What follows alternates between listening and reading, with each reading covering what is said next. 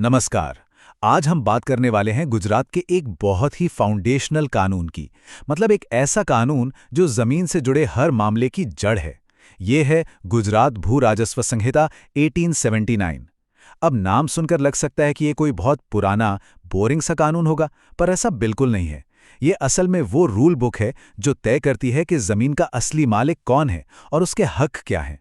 तो चलिए आज इसी को एकदम आसान भाषा में खोलकर समझते हैं। आज की हमारी चर्चा 6 आसान हिस्सों में बंटी है।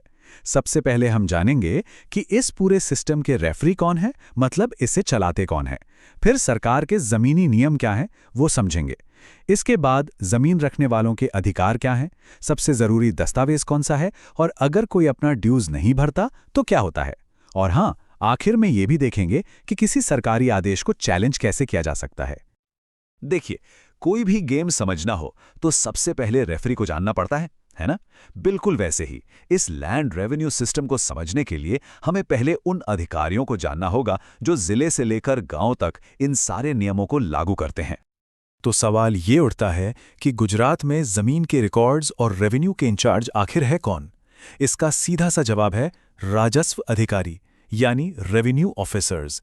इनकी एक पूरी चेन है जो इस सिस्टम की रीढ़ की हड्डी है। अच्छा, तो इस हायरार्की को समझना बहुत जरूरी है। सोचिए एक पिरामिड की तरह। सबसे ऊपर मतलब पूरे जिले के रेवेन्यू एडमिनिस्ट्रेशन के जो हेड हैं वो हैं कलेक्टर। फिर जिले के नीचे आता है तालुका, और वहां के मुख्य अधिकारी होते हैं मामलतदार। और फिर सबसे जमीनी स्तर पर मतलब गांव में जो सबसे जरूरी कड़ी हैं वो हैं तलाटी। इन्हें हम विलेज अकाउंटेंट भी कहते हैं।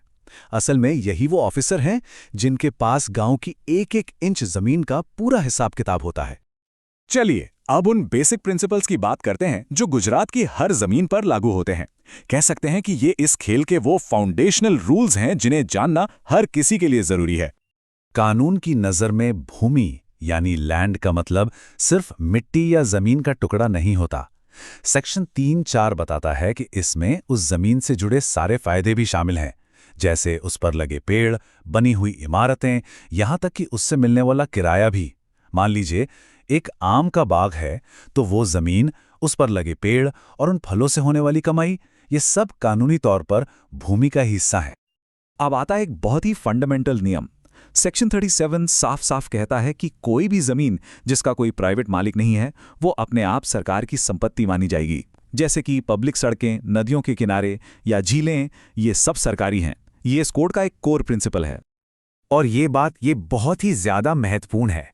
सेक्शन 56 कहता है कि जमीन पर सबसे पहला हक, सबसे पहला चार्ज सरकार के भू राजस्व का होगा। इसका मतलब ये है कि अगर किसी जमीन पर बैंक का लोन भी है ना, तो भी सरकार का रेवेन्यू का दावा सबसे पहले माना जाएगा। ठीक है, तो अब तक हमने सिस्टम की बात की। अब जरा फोकस को सिस्टम से हटाकर व्यक्ति पर लाते हैं। चलिए देखते हैं कि इस कोड के तहत एक लैंड होल्डर यानी भूमि धारक के अधिकार और जिम्मेदारियां क्या-क्या होती हैं। कानूनी भाषा में एक शब्द बार बार आता है, कब्जेदार यानी ऑक्यूपेंट। आसान शब्दों में समझें तो ये वो व्यक्ति है जिसे सरकार जमीन के असली होल्डर के तौर पे पहचानती है, और यही वो इंसान है जो जमीन का लैंड रेवेन्यू चुकाने के लिए लीगली रिस्पॉन्सिबल होता है। अब एक बहुत प्रैक्टिकल सवाल, क्या खेती के लिए जो जमीन है उस पर घर या दुकान बनाई जा सकती है? ये सवाल सबके मन में आता है, और इसका जवाब कानून में बिल्कुल साफ दिया गया है। इसका जवाब इन 3 स्टेप्स में है। पहला, खेती की जमीन को किसी और काम मतलब नॉन एग्रीकल्चरल यूज में लाने के लिए कलेक्टर की परमिशन लेनी ही होगी। दूसरा, जैसे ही परमिशन मिलेगी उस जमीन पर लगने वाला टैक्स यानी लैंड रेवेन्यू भी बदल जाएगा। और तीसरा, अगर बिना परमिशन के जमीन का इस्तेमाल बदला तो ये एक अपराध है, जिसके लिए जुर्माना और यहां तक कि जमीन से बेदखली भी हो सकती है। अब आते हैं इस पूरे सिस्टम के सबसे जरूरी दस्तावेज पर। यह है रिकॉर्ड ऑफ राइट्स, जिसे गुजरात में लोग आमतौर पर 7(12) यानी 7(12) के नाम से जानते हैं। देखिए, सेक्शन 326 भूमि अभिलेख यानी लैंड रिकॉर्ड्स को डिफाइन करता है। और ये सिर्फ कागज के टुकड़े नहीं हैं, ये किसी के मालिकाना हक और दूसरे अधिकारों का सबसे पक्का ऑफिशियल सबूत है। तो एक लैंड रिकॉर्ड में होता क्या है? इसमें जमीन का सर्वे नंबर, कब्जेदार का नाम, उसका एरिया, जमीन किस तरह की है, ये सब होता है।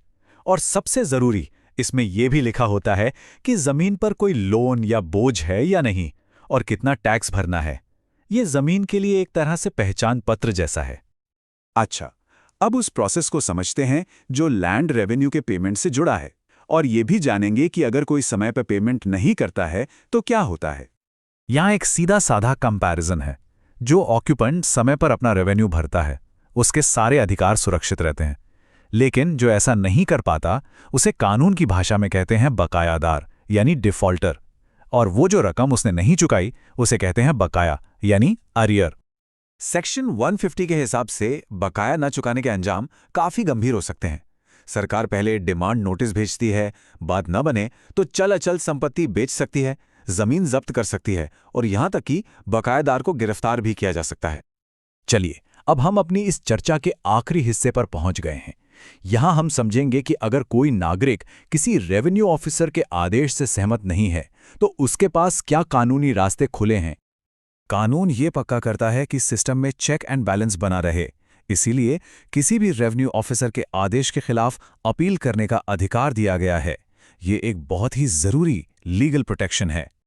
अपील की जो पूरी प्रक्रिया है ना, वो बिल्कुल एक सीढ़ी की तरह है।